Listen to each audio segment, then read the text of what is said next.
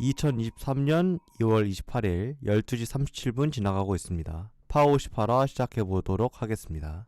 파워는 아시아를 향해 뻗어나가는 인천 유나이티드 팬 커뮤니티 인천네이션과 함께하고 있으며 파워메이트 유튜브와 팟빵에서 청취하실 수 있습니다. 안녕하세요, 포르테입니다. 제가 처음으로 혼자 녹음을 하게 됐습니다. 이런 날이 올 거라 생각을 하지 못했는데 저랑 같이 녹음해줄 사람이 없습니다, 오늘. 예. 그래가지고 그래도 올리고 싶어서 급하게 혼자 녹음을 하게 됐습니다. 뭐 좀 처음이니까 잘 좀 봐주십시오. 예, 좀 어색할 수 있습니다. 좀 제가 혼자 하느라 뭐 드립도 못 치고 뭐 사운드 채우는데 급급하고 그럴 수 있습니다. 예, 그래도 귀엽게 봐주시면 감사하겠습니다. 네, 오늘 제가 녹음을 2편을 하는 게 목표고요. 지금 18화에서 제가 하고자 하는 이야기는 얼마 전에 인천 대건고가 2023년도 춘계 전국 고등학교 축구대회에 나갔었습니다. 8강이라는 성적을 거두고 나왔는데 이 대회에 대한 간략한 리뷰, 그리고 현재 뛰고 있는 대건고 선수들에 대한 간단한 이야기, 이렇게 준비를 해봤습니다. 뭐 팬들마다 좀 다를 수도 있어요. 뭐 어쨌든 간에 프로팀에 와야지 뭐 좀 더 애정을 가지는 분이 있을 수도 있고, 아니면 유스 때부터 꾸준히 관심을 가져주시는 분들이 있을 수도 있고, 근데 뭐 저는 뭐 개인적으로 유스들이 잘 되는 걸 보는 것도 되게 즐겁고, 그리고 이 선수들 역시도 또 팀의 일원으로서 어릴 때부터 인천이 일원이라는 소속감을 가지는 게 되게 중요하다고 생각하거든요. 그래서 개인적으로는 유스에 관심이 많아가지고 경기를 최대한 챙겨보려고 하는 편입니다. 그래서 뭐 이번 대회도 23년도의 첫 번째 대회잖아요. 원래 매년마다 2월에 한 번쯤 대회가 있고, 아직 이제 1학년 선수들이 등록을 하기 전이기 때문에 2학년, 3학년으로만 치르는 그런 대회인데, 이 한 시즌 동안 이 팀이 어떤 축구를 펼칠 것인가, 그리고 주축 선수는 누구고, 이제 리더가 돼야 될 새로운 3학년들은 어떻게 팀을 이끌 것인가, 그런 게 저는 관전 포인트라고 생각합니다. 그래서 이번 대회 전 개인적으로 인상 깊고 또 재밌게 봤고요. 제가 뭐 인천네이션에다가도 칼럼도 좀 쓰고 그랬지만은 여러분들이 이 대회에 대해서 좀 관심을 가지는 분도 제 생각보다 많더라고요. 그래서 제 관점도 공유를 해드리고, 이런 유망주가 있다, 나중에 프로에 오면 이 선수를 좀 지켜보면 좋겠다 하는 선수들 좀 언급을 해보려고 합니다. 우선 저희가 총 6경기를 치렀고요. 그중 처음 3경기가 조별 예선이었습니다. 저희가 조별 예선에서 만난 팀이 중대부고, 인천남고, 그리고 동북고였습니다. 이 3개 경기에서 2승 1패를 거뒀는데, 우선 이 3경기를 간단하게 짚고 넘어가도록 하겠습니다. 대건고의 첫 번째 경기가 중대부고랑의 경기였어요. 중앙대학교 부속이죠, 말 그대로. 중대부고 출신 유명 선수, 뭐 인천에 있던 선수 하창래 같은 그런 선수들이 이 학교를 나왔었는데, 중대부고도 괜찮은 팀이라고 알고 있지만 첫 번째 경기에서 대건고가 2대0으로 완승을 거뒀습니다. 수비수 오재원이 선제골을 넣었고, 이후 윙어 황신영까지 골을 넣으면서 스코어 2대0으로 벌렸는데, 이 경기를 제가 봤을 때 되게 압도적이라는 생각을 했고요. 이번 대회에서 대건고가 치른 6경기 중에서 경기력만으로 봤을 때 제일 무결점에 가까운 경기가 첫 번째 경기였던 것 같아요. 위기 상황을 느끼기 어려웠고, 뭐 골키퍼가 할 일이 없던 그런 경기였어요.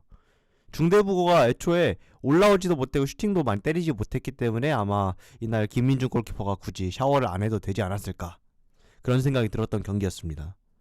그리고 전 첫 경기를 보면서 되게 좋았던 거는 우리 팀에 지금 부상자가 없구나 였습니다. 대건고가 최근 몇 년간 부상을 겪으면서 되게 힘들어했어요. 항상 풀 전력으로 나오지 못했다는 거죠. 그게 참 아쉬웠는데 이번 대회에는 부상자 없이 임할 수 있었고, 그래서 풀 전력을 가지고 나왔다는 거, 그리고 그 전력이 다 갖춰졌을 때 대건고가 이렇게 좋은 경기라고 보여줄 수 있는 그걸 입증해서 좋았습니다. 다음은 이제 두 번째 경기, 조별 예선 두 번째 경기가 있었는데요. 뭐 인천남고와의 경기가 있었습니다. 인천남고도 이제 인천 팬들 사이에서는 알려진 팀이에요. 뭐 인천시 내에서 유명한 고등학교 축구팀이라 하면은 뭐 대건고 빼고 보면은 그다음 부평고, 그리고 인천남고를 들 수 있겠죠. 뭐 옛날에 인천 하이텍고도 있었는데 하이텍고가 또 이름을 바꿨잖아요. 구운봉공고였으니까. 지금은 또 다른 학교가 됐고, 그러다 보니까 지금 남아있는 학교 중에서는 학원 축구에서 부평고랑 인천남고 이 두 곳이 제일 유명하다고 할 수 있겠는데, 인천남고도 또 이강현 같은 선수들이 출신인 학교라서 팬들이 익숙하죠. 그래서 인천 더비가 있었는데 여기서 2대1로 승리를 했고요. 이날 조은준 선수의 멀티골로 승리를 거뒀습니다. 경기 외적으로 그냥 유니폼을 봤을 때 와, 이거 뭐 인테르 대 나폴리아라는 말이 나올 정도로 유니폼 배색이 되게 웃겼어요.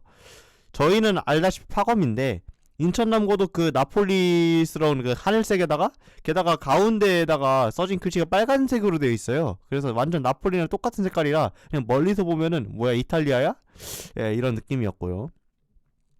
인천남고 전에도 대건고가 상당히 좋은 경기를 펼치긴 했습니다. 경기를 주도하긴 했는데 상대 역습에 실점을 한번 하기도 했죠. 그런 면에서 아쉬웠던 게 있고요. 그리고 중대부고전에도 그랬지만은 대건고가 기회를 많이 잡는 것에 비해서 그걸 살린 결정력 면에서 조금 아쉬움을 노출한 경기였습니다. 그래서 스코어가 저희가 주도를 한 거에 비하면 그렇게 벌리지 못했고, 그리고 또 수비적으로도 역습을 허용해서 한 번에 먹힌 거잖아요. 그런 면에서 대건고가 가지고 수비 리스크가 있다, 그런 느낌도 좀 받았습니다. 어쨌든 처음 두 경기를 이겼기 때문에 대건고가 이제 토너먼트 올라간 게 살짝 확정이 되었고, 그래서 세 번째 경기 동북고전에는 3학년들을 좀 빼고 2학년들 중심으로 세운 그런 로테이션을 돌렸습니다. 그렇게 해서 동북고를 만났는데, 뭐 동북고도 유명한 학교잖아요. 옛날에는 이제 FC서울, 인천 팬들이 이제 안 좋아하는 FC서울이 유스팀이었던 적도 있고요. 지금 오산고로 바뀌었지만 그 외에도 동북고 출신 선수들이 되게 많았기 때문에 나름 유명한 팀인데, 이 경기에서 저희가 2대4로 패배를 했습니다. 대회 첫 패배였고요. 인천은 이제 김현수랑 황지성이 득점으로 뭐 체면치레는 했지만 전반적으로 좀 불안한 경기였습니다. 일정이 워낙 빡빡하고 저희가 20강에 진출하게 돼버렸기 때문에 경기 하나 더 많아요. 그래가지고 로테이션은 필수적이었지만 뭐 저희 예상보다도 실점을 많이 했고요. 경기 전반적으로 봤을 때 어수선한 느낌이 있었고, 아무래도 저희가 조금 더 집중을 해야 되는 부분이 무엇인지 볼 수 있던 경기가 이 동북고전이 아니었을까 싶습니다. 그렇게 세 경기를 치르고 나서 뭐 2승 1패 승점 6점을 가져갔죠. 그 상태로 토너먼트에 진출했는데 이게 대회가 팀 수가 맞아 떨어지지 않아요. 그래서 좀 걸러내려고 20강이라는 괴이한 라운드가 있는데 20강 다음에 16강이에요. 그러니까 20강 치는 팀들은 그냥 손해만 보는 거예요. 거기에 간 8팀이. 그중 하나가 대건고가 됐죠. 20강에서 만난 팀이 전주공고였습니다. 전주공고전은 뭐 아무튼 저희가 일정상 손해를 보고 있었으니까 아쉽긴 하지만은 경기 자체는 5대1 시원한 대승을 거뒀습니다. 조은준이 3골 넣었고요. 김훈, 최종범까지 골 넣으면서 5골. 이게 사실 흔한 경기는 아니죠. 이렇게 많이 넣는 게. 이번 대회에서도 인천 대건고가 대부분 2득점 정도를 했는데 유독 많이 넣은 게 이 전주공고와의 경기였습니다. 되게 시원한 대승을 거뒀고요. 특히 이제 이날이 조은준 선수가 폭발한 날이었죠. 그래서 뭐 경기 자체는 편안하게 봤습니다. 뭐 그렇지만은 이 경기를 보면서 느낀 게 우리가 확실히 일정이 많이 빡세구나. 20강에 껴버리면서 선수들이 회복할 시간이 없어진 거잖아요. 근데 다른 팀들과 16강, 8강 그런 일정들을 다 똑같이 치러야 되기 때문에 우리가 16강부터 문제가 생길 것 같다라는 걱정을 좀 했어요. 그리고 실제로 그런 상황이 나왔고요. 16강에서 만난 게 과천고 경기였는데 과천고전에 2대1로 이겼고요. 이가람 윤재원 선수가 득점을 했습니다. 이 경기에서 아쉬웠던 거는 역시 지친 모습이 너무 보였다. 대건고가 확실히 집중력이 떨어졌고 경기력 면에서 압도를 하는 게 있었음에도 불구하고 좀 그에 비해선 기회를 낭비하는 모습, 그리고 수비적으로도 약간 집중력이 흔들릴 때가 있었어요. 그런 면에서 16강 경기는 좀 아쉬웠던 게 있었습니다. 그래도 대건고가 지금까지 만난 팀들 중에서 그 어느 팀에게도 뭐 동북고전을 제외하면은 밀린다는 느낌을 받지는 않았고요. 그래서 과천고전에도 2대1로 승리를 거둘 수 있었습니다. 어느새 이제 8강까지 왔죠. 대동세무고와의 경기가 8강이었는데 이 8강이 결국에는 대건고의 마지막 경기가 됐습니다. 1대2로 패배를 했습니다. 제가 기억하기로 선제골이 대건고였는데 그럼에도 불구하고 그걸 지키지 못했고, 사실 저희가 골을 넣는 시점 그리고 그 후로 한동안은 저희 쪽이 페이스였어요. 대건고가 경기 전반적으로 점유율이 높았고 뭐 실력도 괜찮았는데, 하지만 저희가 일정수에 너무 지친 게 보였고 한 60분을 넘어가니까 선수들이 집중이 많이 떨어져 있었고 상대가 에너지가 더 좋았죠. 그러다 보니까 뭐 다소 억울할 수도 있게 실점도 하고요. 이 억울하다는 게 판정 그런 문제가 아니라 안 먹혀도 될 골을 우리가 먹혔기 때문에 아쉽다라는 거고, 그렇게 해서 8강에서 1대2로 패배를 하면서 이번 대회를 마무리를 지었습니다. 뭐 어떻게 보면은 초반에 보여준 경기력이면 저는 결승도 충분히 갈 수 있겠다라고 생각을 했기 때문에 좀 아쉬움이 남았지만은, 이번 대회에서 얻은 게 많고 또 일정이 빡센 속에서 최선을 다했기 때문에 만족은 합니다. 뭐 특히 제가 몇몇 선수들의 인상을 새롭게 가진 케이스도 있고, 아 작년보다 진짜 많이 성장했구나, 그런 느낌도 받았습니다. 뭐 세부적으로 포지션별로 선수를 간단하게 말씀을 드리도록 하겠습니다. 뭐 결국에는 저희가 이런 경기를 어떻게 했는지보다도 제일 궁금한 거는 우리 팀 어떤 유망주가 있고 누가 주목할 만한지, 전 그거라고 생각하거든요. 그래서 그 내용을 좀 더 길게 가져가도록 하겠습니다. 우선 골키퍼부터 보도록 할 텐데요. 저희 주전 골키퍼가 3학년 김민준 선수였습니다. 이번 대회 6경기 전부 나왔고요. 1경고 9실점. 뭐 실점 자체는 저희가 개막 그 첫 경기 이후로는 계속 실점이 있었기 때문에 실점이 조금 많게 느껴질 수도 있지만, 이번 대회에서의 활약은 저는 만족스러웠습니다. 주전으로 나오면서 뭐 대건고가 잘하는 경기에서는 솔직히 골키퍼가 할 게 없었지만, 이제 시간이 지나면서 상대가 점점 강하게 나오고 대건고가 체력이 떨어질 때 이 선수의 활약이 필요한 순간이 많았습니다. 뭐 선박 능력이 뛰어났고 이런 것도 막네, 그런 순간도 있었고요. 전반적인 판단력도 저는 크게 막 문제가 될 만한 판단은 없었다고 생각합니다. 뭐 빌드업 측면에서도 킥이 아주 좋다 이런 건 아닌데, 적어도 어떤 킥을 하고 있는지 목적성이 분명히 드러나는 그런 킥을 했기 때문에 그 자체로 의미가 있다고 생각을 하고요. 뭐 킥력도 괜찮았습니다. 그래서 뭐 이번 대회 기준만 보면은 큰 실수 없이 무난한 모습을 많이 보여줬다는 점에 플러스를 줄 수 있을 것 같고요.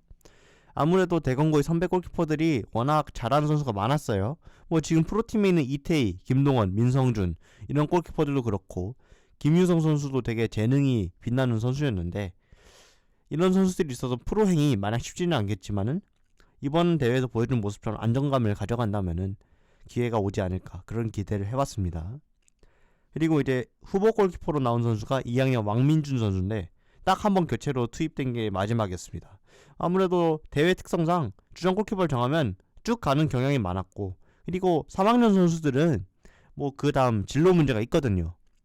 대학교를 가든 K3 팀을 알아보든 프로로 직행을 하든 3학년은 실적이 중요하기 때문에 3학년에게 출전기가 많이 가는 건 당연하고, 또 김민준 골키퍼가 실제 잘했기 때문에 왕민준 골키퍼가 이번 대회에서 많이 뛰기에는 좀 힘든 환경이었죠. 그 교체 투입도 너무 짧은 시간이어서 대회의 활약상에 대해서는 크게 이야기할 건 없고, 대신에 이제 분명히 이제 올해 내에 이 선수가 후반기에는 주전을 뛰어야 할 거란 말이에요. 3학년들도 지장 무제가 일단락이 되면은 2학년들한테 기회를 많이 주기 때문에 그때부터 자신을 보여주는 게 중요한 것 같습니다. 뭐 공교롭게도 선배 후배 둘 다 광성중에서 대건고로 넘어온 선수들이고 이름도 똑같고 해서 신기한 조합인데, 둘 다 잘 됐으면 좋겠습니다. 골키퍼 이렇게 2명이 있었고요. 다음으로 센터백 3명을 보도록 하겠습니다. 대건고의 센터백 포지션은 일단 특이점이 있다면 3명이 다 동갑 2학년이에요. 3학년 센터백은 없고 2학년 센터백만 있는데, 원래 있던 3학년 센터백들이 전학을 떠나면서 2학년만 남게 되었고, 이 2학년 선수들 중에서도 3명이면은 결국 주전 2명이란 말이에요. 저희가 포백을 쓰기 때문에. 그럼 한 명은 결국 밀려나게 되는 구도이기 때문에 어떻게 보면 좀 잔인한 경쟁이 있을 수도 있겠다라고 생각을 해요. 그래서 이 선수들도 나름대로 절박한 모습을 보여야 했던 대회가 아니었을까 싶은데, 우선 24번 오재원 선수를 보도록 하겠습니다. 6경기 나서 1득점 1경고를 기록을 했고요. 이번 대회 대건고 센터백 중에서 제일 확실한 입지를 지니고 있던 선수가 바로 오재원입니다. 주전이면서 이 선수의 입지가 이번 대회 내내 위협을 받은 적이 없어요. 우창범과 김민석은 대결이 있었지만 오재원은 거의 고정픽이었다고 보시면 되고요. 일단 롱패스가 정말 시원시원합니다. 센터백으로서 롱패스를 잘한다는 건 상당히 큰 재능이거든요. 선배 센터백들을 보면은 신치호 선수가 되게 빌드업으로 유명했던 선수인데, 신치호는 앞으로 이런 패스를 찔러? 할 정도로 모험적인 걸 찌르는 스타일이었다면, 오재원 선수는 측면으로 크게 돌려내고 가끔씩은 아예 전방을 확 때려서 뒷공간을 파고, 이런 순식간에 넘어가는 롱패스를 즐겼습니다. 그리고 판단을 할 때 침착한 면모가 있었습니다. 제가 봤을 때는 이 선수는 어떤 판단을 내릴 때 확신을 가지고 이렇게 하면 풀리겠다, 그런 게 있는 것 같아요. 저는 그런 모습이 좋았습니다. 센터백이 우물쭈물하면은 상당히 위험한데, 이 선수는 망설임이 없이 그 동작을 한다는 것 자체가 저는 큰 자산이라고 생각했어요. 이런 두 가지 장점이 나머지 센터백에서 크게 돋보이는 점이었고요. 그리고 장신이었기 때문에 어느 정도 상대와의 경험에서도 좋은 모습 보여줬고요. 그리고 첫 번째 경기에서 세트피스 상황에서 집중력을 발휘해 득점을 기록한 적도 있습니다. 종합적으로 봤을 때 오재원 선수가 이번 대회에서 충분히 좋은 모습을 보였고, 앞으로도 주전으로 뛸 가능성이 높다라고 판단을 했습니다. 롱패스에 비해서 짧은 패스에는 약간 미스가 있어요. 그리고 팀 전체적으로 보면은 수비진이 공격진에 비해서는 좀 불안하거나 기복이 있던 건 사실이기 때문에, 그런 면에 대해서는 본인도 어느 정도 책임이 있긴 있죠. 그런 부분을 조금 더 감안을 해서 수비력을 성장을 시키고, 그리고 빌드업 부분도 롱패스 외에 짧은 패스도 좀 더 안정감을 가져간다면 되게 좋은 선수가 될 거라고 생각합니다. 원래 이 세대에서 제일 주목받던 게 다음에 언급할 우창범 선수였는데, 지금으로서는 오재원 선수 현재 기량이 전 제일 좋은 것 같습니다. 당장은. 그 파트너로 나선 게 35번 우창범 선수였습니다. 6경기에 다 출전을 했는데 교체로 나온 적도 있고 약간 입지가 오락가락 할 때도 있었지만 결국엔 주전 자리를 지켜냈습니다. 다른 센터백인 이제 김민석 선수랑 경쟁 구도였어요. 그리고 초반부에 맨 첫 경기에 우창범 선수가 좀 부진했어요. 맨 처음 경기에서. 그러다 보니까 이 경쟁 구도가 있었지만 조별 예선이 끝난 다음부터 확실히 주전으로 기용이 됐습니다. 우창범 선수의 장점이라 하면은 피지컬 조건이 굉장히 좋습니다. 그래서 이 선수가 수비를 할 때 있어서 듬직한 모습이 많이 보였고, 그리고 이 선수가 청대를 많이 거친 어떻게 보면 엘리트거든요. 그래서 이 선수는 센터백이 이렇게 플레이를 해야지 팀이 편해진다에 대해서 잘 알고 있어요. 그래서 그런 지향점을 가지고 있고 그렇게 플레이를 하고자 노력합니다. 빌드업을 할 때도 오재원은 아래에서 쫙 보고 침착하게 길게 때리면은 우창범은 본인이 공을 몰고 드리블을 하면서 상대의 압박을 풀어버리거나 아니면 상대의 균열을 유도하고 그 다음에 마무리를 짓는 그런 빌드업을 합니다. 월드 클래스급으로 성장하고 있는 김민재 선수랑도 비슷하게 빌드업을 하려는 성향이 있다고 볼 수 있는데, 그런 면에선 제가 좋게 봤습니다. 다만 이걸 알고 있는데 그거를 실현하는 게 아직 미숙합니다. 어떻게 해야 될지 알고 있지만 아직 거기에 확신이 없기 때문에 약간 패스가 짧게 나가거나 약간 판단이 아쉽거나, 이게 공격도 그렇고 수비도 그렇고 양면에서 우창범 선수가 확신을 가지지 못하다가 실책을 해서 뺏기는 케이스, 아니면 좀 미스가 나오는 케이스가 있었어요. 그래서 이게 선배 중에서 최원창이 좀 떠오르더라고요. 프로 무대에서의 최원창이 딱 비슷한 문제점을 보여줬습니다. 최원창 선수가 내가 이렇게 플레이를 해야지 팀이 편해지고 내가 좋은 센터백으로 인정을 받겠구나 라는 건 있었는데, 그걸 그라운드에서 구현을 할 때 정작 어려움이 있었거든요. 아는 것과 별개 실천이 어렵다, 그런 느낌이 우창범 선수가 겪고 있는 지금 과도기적인 모습인데, 이게 완성도만 가지게 된다면 되게 좋은 선수가 될 거라는 생각이 들어서, 그래서 전 그걸 좋게 봤습니다. 그리고 대회 전체로 봤을 때 한 경기 지나갈 때마다 점점 플레이가 좋아졌어요. 이게 눈에 보이는 선수가 저는 우창범이 제일 그랬다고 생각하고요. 그리고 한 번쯤 실수를 하면은 그게 위축돼가지고 그걸 안 할 법도 한데, 우창범은 그렇다고 포기하지 않고 비슷한 플레이를 계속해서 시행착오를 겪으면서 계속 해요. 이게 프로 무대에서는 조금 얘기가 다르겠지만 성장하는 지금 과정에서는 안 되더라도 계속 해보고 하면서 발전하는 게 전 되게 좋은 자세라고 생각을 했는데, 그걸 계속 하니까 이 선수가 그래도 크게 될 잠재력이 있구나, 그렇게 느꼈습니다. 이번 대회에서는 아직 이 선수가 부족하다는 느낌을 받을 수밖에 없었지만, 한 대회 내에서 제일 크게 성장한 선수 역시도 이 선수라고 생각을 하고요. 오재원 선수가 약간 나이에 비해서 노련함이 있다면 우창범 선수에게는 그런 패기 그리고 도전 정신이 느껴지기 때문에 이 두 선수의 조합은 개인적으로는 좋았다, 그렇게 생각합니다. 이렇게 두 선수가 주전으로 뛰면서 후보로 밀려난 선수가 바로 김민석 선수입니다. 26번이죠. 워낙에 선배 중에 동명이인이 많아요. 지금 당장 인천 팀에도 윙어 김민석이 있고요. 뭐 인천이 그 전에 단국대 출신 센터백 김민석을 데려온 적도 있었고, 동명이인이 많은 이름이라서 묻히기 쉬운 이름인데, 이번 대회에서 김민석 같은 경우에는 우창범이 흔들리자 기회를 받고 경쟁자로서 실험을 받았습니다. 뭐 나머지 두 선수랑 비교를 했을 때 김민석은 원하는 곳은 없는 센터백이에요. 이 선수는 무리수를 던지진 않고요. 뭐 그렇게 보면은 어떻게 보면 제일 안정감이 있다고도 할 수 있겠죠. 빌드업에서 큰 미스를 내는 타입도 아니고 이 선수가 그런 장점들은 있습니다. 다만 팀에서 김민석 선수가 좀 아쉬웠던 거는 본인만의 색깔을 굳히지 못했다. 보면은 오재원 선수는 흐름을 본인이 바꿀 수 있는 선수예요. 본인이 방향을 설정하고 크게 돌리고 역습을 주도하고 이런 게 됩니다. 우창범 선수는 리스크가 좀 있더라도 전진 의지가 있습니다. 어떻게든 앞으로 돌려내서 상대에게 끊임없이 도전을 합니다. 그런 면에서 보면 빌드업 스타일이 이 두 명은 극명히 보이는데, 김민석 선수의 선택은 대부분 안정적인 선택이었죠. 바로 옆에 있는 센터백이나 풀백한테 가는 공이 대부분이었고, 상대에게 변수를 줄 수 있는 플레이를 많이 하지 않았는데 그게 오히려 팀적으로는 약점을 만들지 않았나라는 생각이 듭니다. 그리고 동북고전에 팀이 멘탈적으로 흔들릴 때 본인도 너무 멘탈이 흔들렸어요. 그래서 이날은 수비 실수가 있었고요. 상대가 드리블을 할 때 너무 쉽게 넘어가 버리면서 무너졌습니다.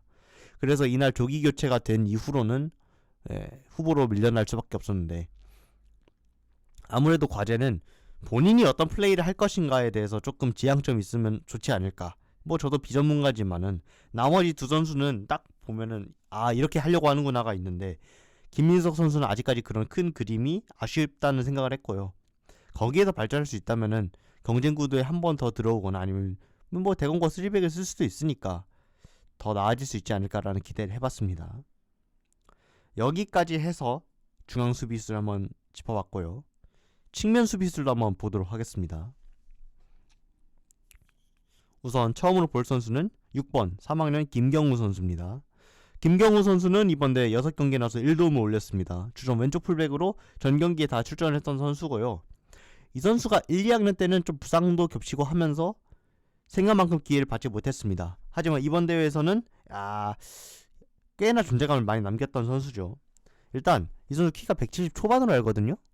근데 몸무게가 70대예요. 이게 키에 비해서 몸무게가 높고 딱 보면 어깨가 벌어져 있어요. 몸이 엄청납니다. 말 그대로 인간 흉기급 피지컬을 가지고 있고, 이거에 더해서 스피드가 좋고요. 발재간도 있습니다. 공을 쉽게 헌납하지 않는, 본인이 공을 잡고 있을 때는 어떻게든 소유권을 지켜내려는 능력이 있는 선수예요. 이걸 바탕으로 공격 가단 활발하게 참여를 해줬고요. 체력도 좋아요. 그래서 뭐 앞쪽 라인에 있는 김훈이라든지 이런 선수들이 상대를 교란할 때 쓱 뒷공간을 빠져가지고 엔드라인까지 밀고 가는 플레이를 보여줬고, 그게 먹혀 들어가서 성공한 장면도 있었습니다. 그래서 이 선수가 드리블 스킬, 힘, 스피드를 다 갖췄다는 점에서 개인적으로 인상 깊게 봤고, 뭐 미숙한 부분이라면 세밀한 부분, 수비 판단 그런 거에서 아직 미숙한 건 있습니다만, 약간 어떻게 보면 팀의 되게 주축이 될 수 있는 선수라고 생각을 했습니다.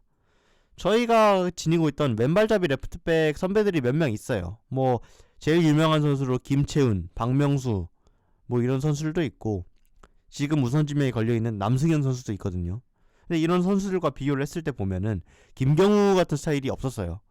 김채훈은 열심히 뛰는 것과 크로스 궤적이 좋다, 스피드가 있다, 약간 투지 아이콘 같은 느낌이었고, 박명수 선수는 공격력 쪽에 많은 걸 가지고 있던 대신 수비 쪽이 아쉬웠고, 또 남승현 선수는 다양한 시도를 하고 공격 패턴도 윙어로 뛸 수 있을 만큼 괜찮은데, 근데 판단력이 쪽으로 흐려지거나 아니면 경기마다 기복이 있는 그런 부분이 있었는데, 김경우 선수는 비교적 일관된 활약, 그리고 이 선수만큼 피지컬 좋은 선수는 없었습니다. 지금 당장 프로에 내놔도 이 선수가 몸싸움 밀리지 않을 것 같다 라는 생각이 들 정도로 몸이 너무 좋았고, 그런 캐릭터성이 확실한 게 좀 마음에 들었습니다. 그래서 이번 대회를 통해서 기회를 많이 받은 게 좋았고, 올해 잘 마무리했으면 좋겠습니다. 끝까지. 다음으로 이제 우측이 주전을 한번 볼 텐데, 우측 주전은 이제 3학년 올라간 17번 진현준입니다.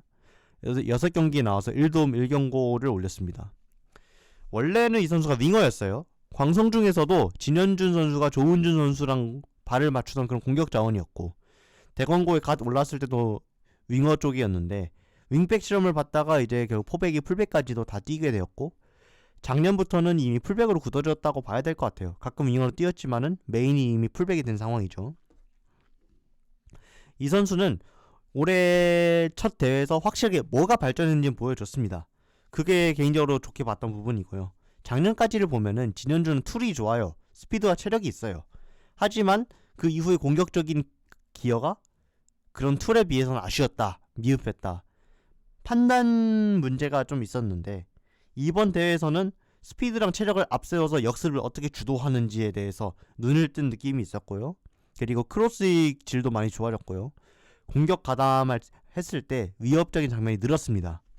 그래서 공격적인 풀백으로서 진현준의 매력을 느낄 수 있는 경기가 많았습니다. 뭐 윙어 출신답게 드리블 스킬도 좀 있고, 주변 선수가 어떻게 연계를 해야지 상대 수비를 흔들 수 있다, 그런 것도 알고 있습니다. 그러다 보니까 주전으로 기용이 될 수 있었고, 그리고 스피드가 좋기 때문에 수비로 돌아오는 속도 좋아요.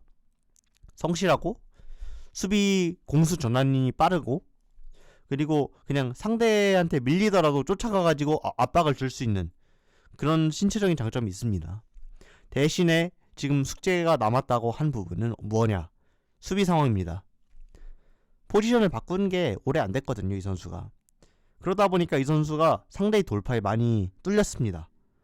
상대가 돌파를 할 때 대응이 너무 소극적일 때도 있었고요. 오히려 판단을 너무 빨리 내려서 상대한테 속는 경우도 있었습니다. 특히 상대가 이제 윙어가 되도록이면 박스 바깥에서 어떻게든 끊어내는 게 좋은데, 박스 진입을 허용을 하고 그 상황에서 드리블 제껴지는 상황까지 연출된 적이 몇 번 있었습니다.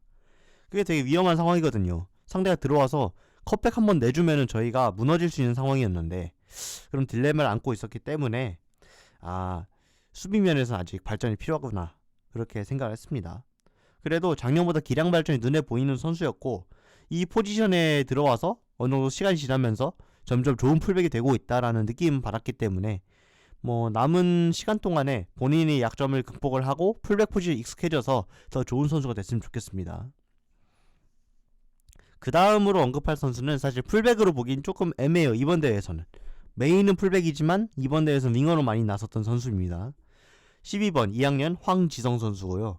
5경기에 나와 1득점 기록했습니다. 이 선수가 원래 왼발잡이 풀백입니다. 하지만 이번 대회에서는 김경우 선수가 주전을 맡았고, 김경우와 황지성을 공존을 시키고 싶어하는 느낌이 있었어요. 그래서 내건 카드가 뭐냐? 짝발 오른쪽 윙어입니다. 그래서 황지성이 주로 오른쪽 윙어 주전으로 나서게 되었고요. 뭐 황지성 선수가 청대에 많이 간 걸로 유명합니다. 지금 06세대에 청대를 가본 선수가 꽤 있지만 그 중에서도 제일 꾸준히 갔고 최근까지도 갔던 선수가 황지성이거든요. 그래서 팬들도 많이 기대를 했는데, 확실히 남다른 건 킥이 궤적이 다릅니다. 약간 채찍까지 싹 와서 위험지역으로 날아가는 크로스들이 보였고요. 그리고 이 선수가 되게 성실하게 움직여주면서 공을 따내고 흐름을 조율해주고 뭐 공을 지켜주고 그런 게 있었습니다. 황지성이 공을 잡았을 때 불안하다는 생각은 안 들었어요. 이 선수가 무리한 플레이를 많이 하진 않지만 그래도 공을 잘 조율해주고 흐름을 읽어낼 능력은 좋다고 생각을 했습니다. 다만 이제 윙어가 주포는 아니잖아요.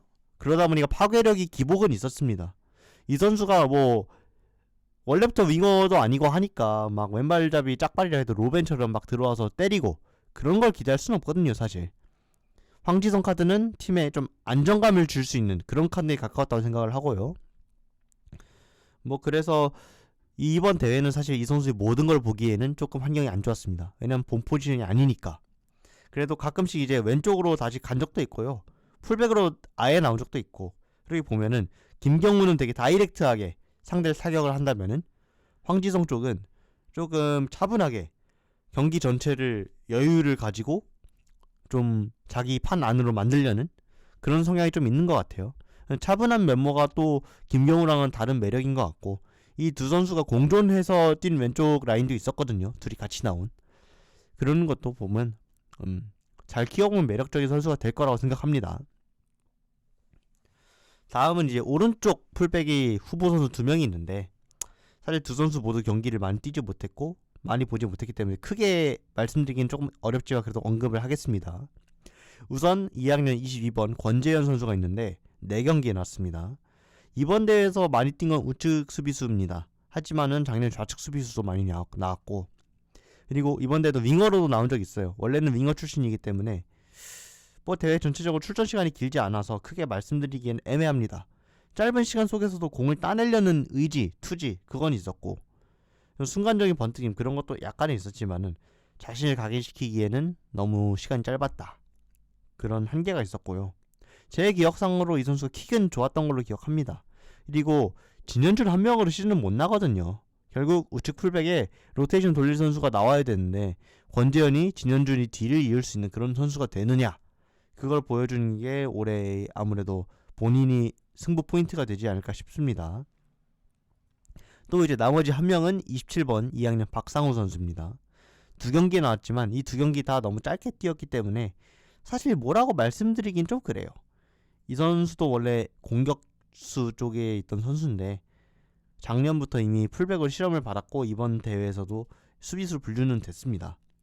하지만 경쟁자가 2명이나 있어서 출전 시간 제약이 있었고 아직까지 이 선수가 어떤 선수인지 보여주기에도 뭐 기회가 없었어요. 그래서 훈련할 때 자기를 좀 더 보여주고 출전 시간 늘리는 게 박상우 본인에게는 기회가 되지 않을까, 그렇게 생각합니다.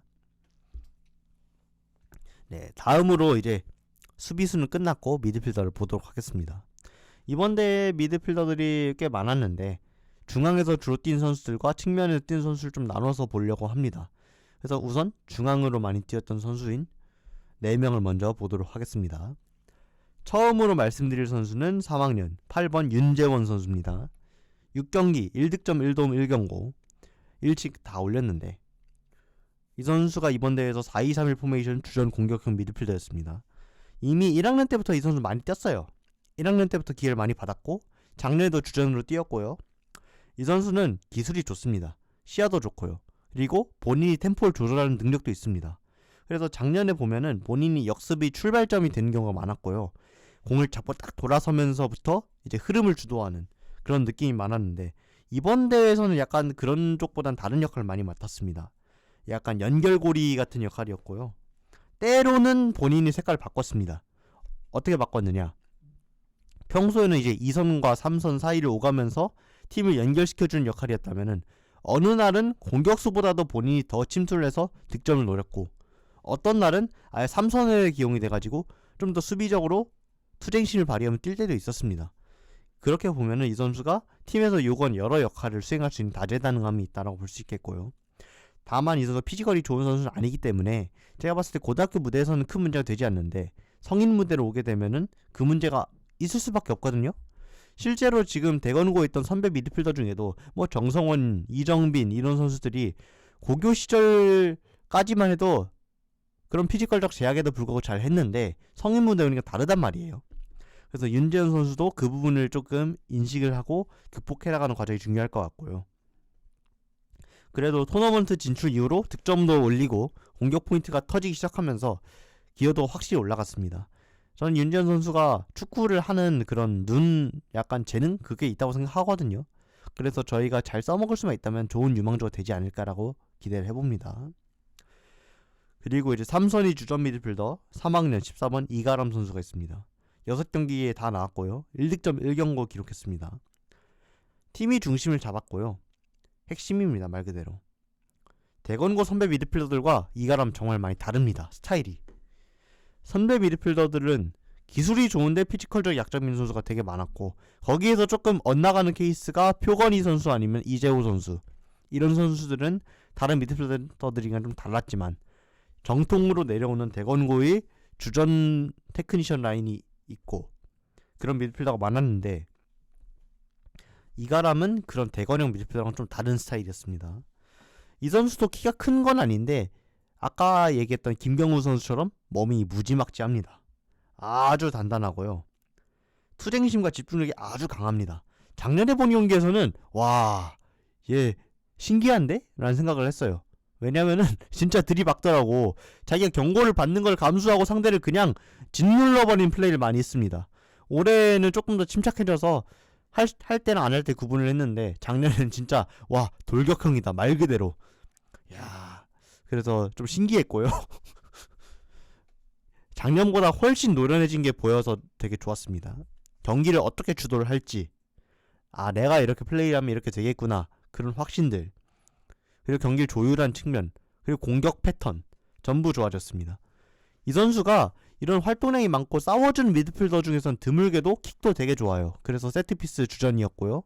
그리고 세트피스가 아니더라도 좀 박스 근처에서 공을 잡으면 로빙 패스로 박스 안에 투입을 하는 시도를 많이 했습니다. 그게 좋은 장면을 만든 적도 있었고요. 그래서 이번 대회에서는 전천후 미드필더로서 이가람이 재능이 어느 정도인지 그걸 많이 보여줬습니다. 망설이지 않는 게 제일 좋습니다. 이 선수는 그런 플레이를 많이 보여줬고 그런 패기가 있었기 때문에 앞으로도 기대할 만한 선수라고 생각합니다. 다음은 이제 2학년 미드필더 2명 있습니다. 처음으로는 이제 23번 손태훈 선수가 있습니다. 지금 있는 2학년 선수 중에서 제일 눈여겨본 선수가 손태훈인데요. 1학년 때부터 주전으로 기용이 됐습니다. 공수 밸런스 유지가 정말 기가 막힌 유형이에요. 이 선수는 진짜 축구를 잘 한다, 축구 지능이 좋다라는 느낌이 있습니다. 안정적인 위치 선정을 잘 가져가고요. 그 위치에서 시야를 두루두루 확보를 해서 침착하게 패스를 찌르면서 경기를 조율해 나갑니다. 되게 안정적이다 라는 말이 딱 떠오르고요. 거기에다가 이제 롱패스를 이제 많이 때리더라고요. 오재원과 손태훈 이 두 선수가 롱패스를 주로 많이 공급하는 역할이었고 덕분에 이제 측면 활용이 되게 좋았습니다. 대건고도 대회 막바지 실력이 떨어지긴 했지만은 전반적으로 저는 이 선수의 나이를 감안하면 되게 잘하고 있다고 생각하고요. 이 나이대에 보기 어려운 노련함을 가지고 있기 때문에 저희가 이 선수를 잘 키울 수 있다면은 팀이 주축이 될 거라고 생각합니다.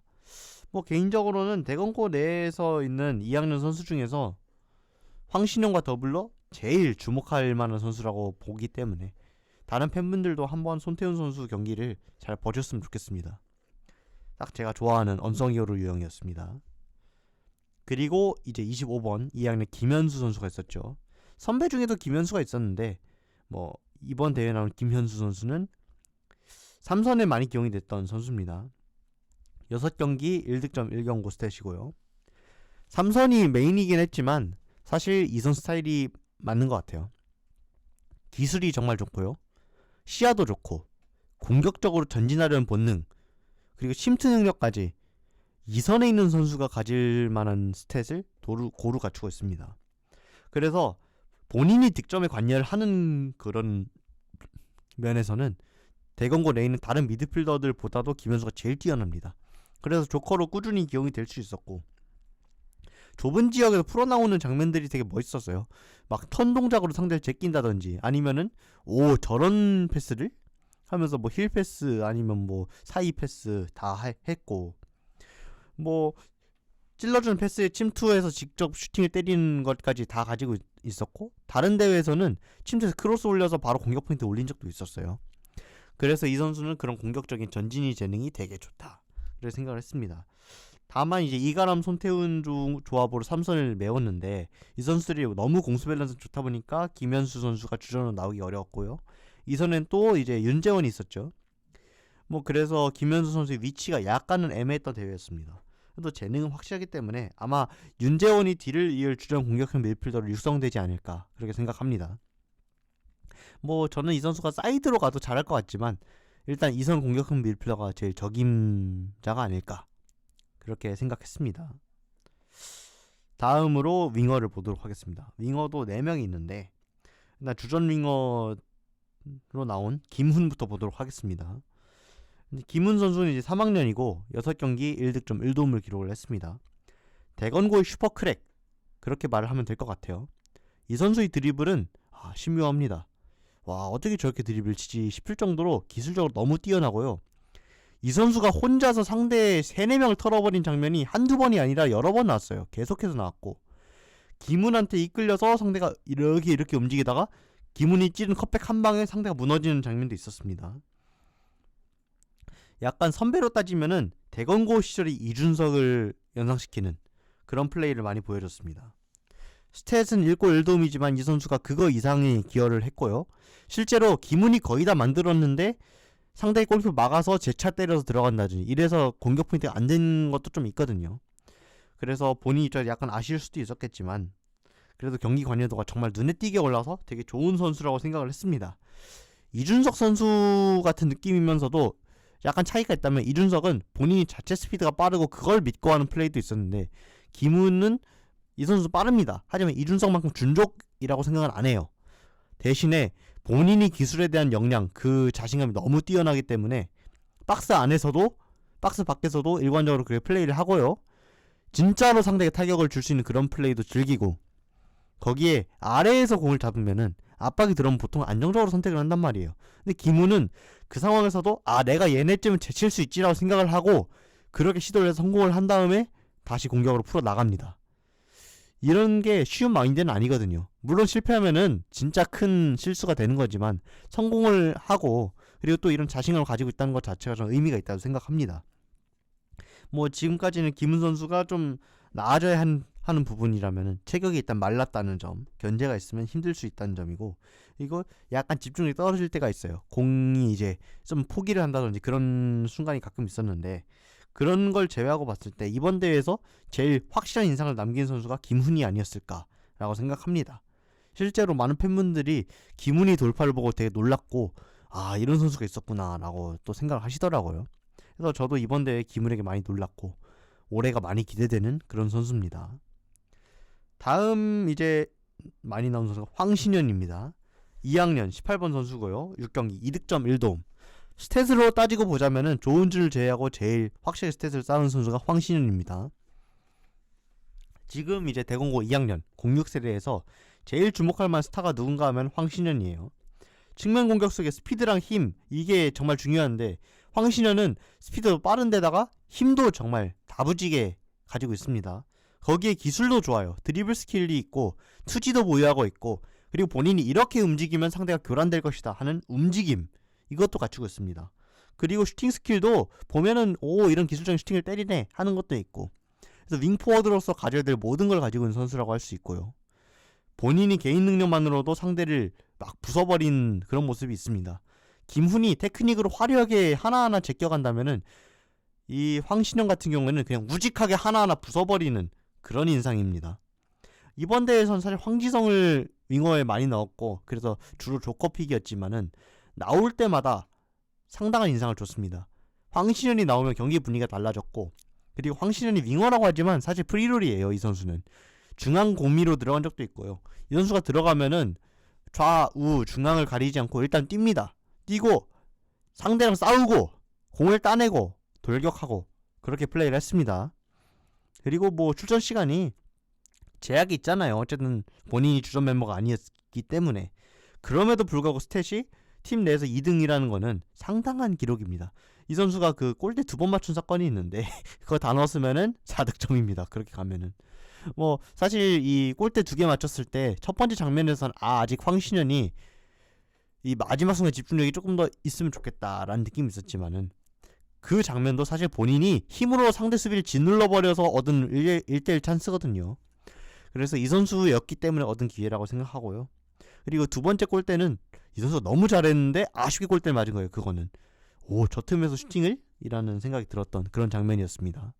그래서 제가 개인적으로 이 선수가 작년 스탯을 되게 잘 쌓은 걸 알았기 때문에 나이에 비해서 이 정도 활약이면은 실제는 어떨까 그런 생각을 했는데 실제 경기에서 제 기대를 충분히 충족할 만한 활약을 보여서 만족했던 선수입니다. 이렇게 약간 많이 나온 두 선수를 봤고요. 그 다음에 이제 좀 후보 조커 멤버들이 있습니다. 일단 2학년 15번 성힘찬 선수가 있습니다. 6경기에 나왔습니다. 주로 왼쪽 윙어로 나왔는데 이 선수가 왼발잡이는 아닌 걸로 기억합니다. 오른발을 쓴 선수고요. 뭐 이름 그대로 힘찬 플레이를 하는 그런 스타일이에요. 말 그대로 진짜 이름이 이 선수를 보여줍니다. 조커로 자주 나왔는데 이 선수 경기 중에서 제일 인상 깊었던 게 이 선수가 화려하게 돌파를 해서 상대 수비를 좀 바보 만든 게 있어요. 정말 이 선수가 직접 득점하는데 실패했지만 바로 그 뒤에 득점을 이어졌기 때문에 사실상 0.9골을 기록한 그런 경기 하나 있었고요. 이 선수가 돌파 능력도 있고 그리고 도전적입니다. 어떻게든 적극적으로 뚫어내려고 노력을 하고요. 사이드에서 기죽지 않고 뭔가 열심히 하려고 합니다. 다만 그거에 비해서 효율성은 아직까지 아쉽고요. 그래서 기회를 적게 받은 건 아니지만 실제로 공격 포인트를 올리지 못했다는 거는 아직까지는 파괴력을 조금 더 본인도 끌어올려야 된다. 그렇게 볼 수 있겠죠. 상대를 뒤흔들 수 있는 조커로서는 지금도 좋은 능력을 가지고 있습니다. 대신 이제 본인이 뒤흔드는 걸 넘어서 스스로 성과를 낼 수 있다는 점, 그걸 보이는 게 아무래도 중요할 거라 생각을 합니다. 나머지 이제 윙어 하나는 30번 최종범 선수 2학년이고요. 이제 오른쪽 윙어의 후보로 많이 나왔습니다. 4경기에 나와 1득점 1도움, 출전 시간 대비 스탯이 되게 좋은, 효율성이 매우 높았던 선수입니다. 전주공고전 5대1 대승을 거둘 때 1득점 1도움을 쓸어 담았고, 뭐 작년에도 그랬지만은 최종범은 날카롭습니다. 갑자기 들어와서 갑자기 침투를 하고요. 이 선수는 기가 죽지 않습니다. 공격 상황에서 어떻게든 마무리를 짓기 위해서 움직이고요. 그게 성과를 냈습니다. 이번 대회에서 나온 2개의 공격 포인트도 결국 최종범이 집념이 만들어냈거든요. 하나는 이제 침투 득점을 한 거고, 나머지 하나는 사실 전 이거 뺏겼다라고 생각을 했는데 거기에서 공을 지켜내고 컷백으로 결국엔 도움을 기록한 그런 장면이 있었습니다. 좁은 지역, 압박, 그런 속에서도 틈을 찾아낼 수 있다는 점이 최종범이 매력 포인트였고, 또 이제 성임찬과 비교해봤을 때 기용은 덜 됐습니다. 왜냐면은 성임찬은 좀 더 일관적으로 어떤 걸 기대할 수 있기 때문에. 대신 실적은 최종범이 좀 더 잘 냈죠. 그게 이 두 선수의 어떻게 보면 성향 차이인데, 성임찬은 경기 전체적으로 주는 영향력이 있고 최종범은 마무리 상황에서 집중력이 있는 그런 차이가 있다고 생각합니다. 둘 다 좋은 선수고 그런 차이가 있었다. 다만 이제 최종범이 조금 더 나아져야 되는 부분이 뭐냐, 체격이 이 선수가 윙어지만 그걸 감안해도 작은 편이고요. 마른 편이라서 이제 치고 나올 때의 힘, 그걸 좀 더 끌어올려야 된다고 생각을 했어요. 그리고 이제 박스 근처에서 판단력이 좋은 편이긴 한데, 도리어 아래 지역에서 이제 역습을 주도해야 될 때는 압박에 고전을 하거나 약간 안일한 판단을 하거나 그런 순간이 있었습니다. 터치가 좀 튀거나 그게 약간 위험하다고 느낀 적도 있었고, 최종범 선수는 조금 더 득점을 제외한 다른 부분에서도 일관적인 플레이를 가져오면 좋겠다, 그렇게 생각을 했습니다. 뭐 어쨌거나 지금 김훈이랑 황신호, 황지성 이렇게 주전으로 나올 가능성이 높은데 후보로 계속해서 기회를 받을 거고, 이 선수들이 내년에는 추측이 돼야 하거든요. 그래서 더 성장해서 좋은 모습을 보였으면 좋겠다, 그런 바람이 있습니다. 마지막으로 이제 스트라이커 2명이 남았습니다. 둘 다 팬들에게 유명한 선수죠. 하나하나 보도록 하겠습니다. 우선 9번 3학년 조은준 선수가 있는데 이번 대회 주장이었죠. 6경기 5득점, 스탯이 아주 훌륭했습니다. 포지션 스트라이커입니다. 하지만 스트라이커임에도 불구하고 움직임이 정말 폭넓습니다. 현대 축구가 원하는 스트라이커 상이라고 하면 거기에 제일 적합할 것 같은 느낌인데, 선배 공격수들 중에서 보면은 천성훈, 이호재, 아니면은 뭐 김병현, 이런 선수들이 키가 거의 190에 육박을 한단 말이죠. 넘거나. 이런 선수들과 다르게 조은주는 그 정도의 장신은 아니에요. 하지만 힘이 밀릴 정도로 그렇게 약하지도 않아요. 적절한 키와 힘, 거기에 약간 제공권만 미는 그런 스타일도 아니고, 이 선수는 다재다능합니다. 거의 미드필더 아래까지 내려와서 공을 받아주고 수비 가담을 해줄 때도 있었고, 본인이 어느 정도 연계나 드립을 해주거나 아래로 빠져서 킬패스를 공급할 때도 있었던 그런 완성형 스트라이커의 전형이었습니다. 그래서 그런 면에서는 높게 평가할 수 있지만, 다만 이런 스타일이 말릴 때는 안 풀린다는 것도 다들 아실 거예요. 상대의 집중 견제가 올 수밖에 없고요. 그리고 이 선수가 그렇게 조율을 하고 하다가 나쁘게 풀리면 본인이 득점해야 되는 상황에 위로 못 올라갈 때도 있어요. 그런 부분들이 리스크라면 리스크고, 뭐 스타일 자체는 레반도프스키나 케인 같은 진짜 완성형 스트라이커들이 취하는 방식을 거의 그대로 가져가고 있습니다. 아직 그 선수들 레벨에 미치지 못하겠지만 그 선수들처럼 성장을 해나간다는 면은 의미가 크다고 생각합니다. 뭐 이 선수는 윙어로 나올 수 있습니다. 김보섭이 프로에 와서 스트라이커가 아니라 윙어로 정착한 것처럼 이 선수도 윙어로 뛸 일이 있을 수 있는데, 이재환 선수가 있잖아요, 이 뒤에 언급할 그 선수와 함께 나올 땐 투톱 아니면은 조은준이 윙어로 빠질 때도 있었고, 실제로 측면에서도 어느 정도의 돌파력과 어느 정도의 파괴력을 보여줄 수 있었기 때문에 그럭저럭 쓸만했습니다. 장점이 많았지만은 뭐 다 장점만 언급할 수 없으니까 약간의 아쉬운 점을 얘기를 하자면은 몰아넣기 기질이 있던 대회였습니다. 이게 2골과 3골을 넣어서 6경기 중에는 2경기에 득점을 한 거예요. 그렇게 보면은 이 선수가 경기마다의 득점력이 기본이 있다. 경기력은 좀 일관적일지 몰라도 득점하는 데 있어서는 그리고 어떤 날에는 고립이 돼서 본인이 슈팅 시도 자체가 적을 때가 있었어요. 전 조은준 선수가 슈팅을 더 많이 시도를 했으면 좋겠습니다. 이타적인 스타일도 좋지만 그 이상으로 본인이 득점을 하려는 노력, 가끔씩 쉬운 찬스를 놓칠 때도 있었는데 그럼에도 불구하고 계속 시도를 해야 돼요. 그렇게 해서 득점을 끌어올려야지 더 프로에 가서도 좋은 선수로 정착하지 않을까, 그렇게 생각을 했습니다. 뭐 지금도 충분히 좋은 선수라고 생각하고요. 득점력에 일관성만 있다면 더욱더 무서운 선수가 될 거라고 기대를 합니다. 그리고 이제 대공고 선수단이 마지막 선수입니다. 2학년 29번 공격수 이재환이고요. 3경기 나와서 1경고를 받았습니다. 이재환 선수는 팬들한테 정말 이름은 많이 알려져 있어요. 왜냐면은 이 선수 피지컬이 장난이 아니었습니다. 중학교 때부터. 거기에 청대도 가고 했으니까 팬들이 기대가 컸죠. 다만 이제 대공고에 와서 아직까지는 아리까리한 그런 느낌이 있고요. 아쉬움이 남으면서도 미련과 기대감이 같이 공존하는 그런 선수입니다. 제목이 너무 좋아서 그래요. 그게 사실 키가 거의 190에 육박하는 그 피지컬에다가 덩치가 큰데 기동력도 좋고 스피드도 어느 정도 있는데 팬텀 드리블로 상대 수비를 제칠 정도의 기술도 있어요. 이런 툴로 보면은 장신 공격수에게 바랄 수 있는 많은 툴을 가지고 있습니다. 그런데 여기에서 생기는 문제가 뭐냐? 슈팅도 패스도 둘 다 0점 조준이 안 돼 있다라는 거였습니다. 슈팅이 0점 조준이 안 되는 거는 그런 공격수들 좀 있어요. 하지만 패스도 약간 부정확하다는 게 아쉬웠고, 특히 헤더를 따는 거는 잘 되는데 딴 거가 어디로 가느냐도 중요하거든요. 그게 조금 상대팀으로 가는 경우도 많았고, 본인이 가진 장점을 아직까지 100% 뽑아내지 못하는 그런 인상이 있었습니다. 뭐 슈팅을 그래도 때리다 보니까 잘 걸린 것도 있었는데 하필 그런 골키퍼한테 막히다 보니까 자신감이 올라올 수 있는 기회가 없었습니다. 제 생각에는 한 번 터지면은 좀 물꼬가 트여가지고 훨씬 플레이가 좋아질 것 같은데 아직까지 그게 나오지 않아서 아쉬웠던 케이스고, 대신에 아직 초조해야 할 필요는 없다고 생각해요. 어차피 아직 어린 선수고요. 이호재 선수 사실 2학년 중반까지는 이렇게까지 잘 하지 못했습니다. 그때까지 이호재 선수가 공격 포인트 많이 기록 못하고 있었는데 2학년 말미부터 몸이 올라서 3학년 때 폭발한 거예요. 그렇게 보면은 이재환도 아직까지 그렇게 조급해할 이유도 없고, 본인이 할 수 있는 것에 집중하고 발전한다면은 자연스럽게 결과가 따라올 거라고 생각합니다. 뭐 개인적으로 좀 더 잘 할 수 있다라는 그런 아쉬움이 남는 선수이기 때문에 꼭 성공을 하는 모습을 보여줬으면 좋겠습니다. 뭐 이렇게 해서 이번 대회에 나왔던 경기들에 대한 간단한 리뷰, 그리고 선수들에 대한 리뷰, 그렇게 맞춰보도록 하겠습니다. 뭐 혼자서 녹음하다 보니까 어색하고요. 혀도 좀 타고요.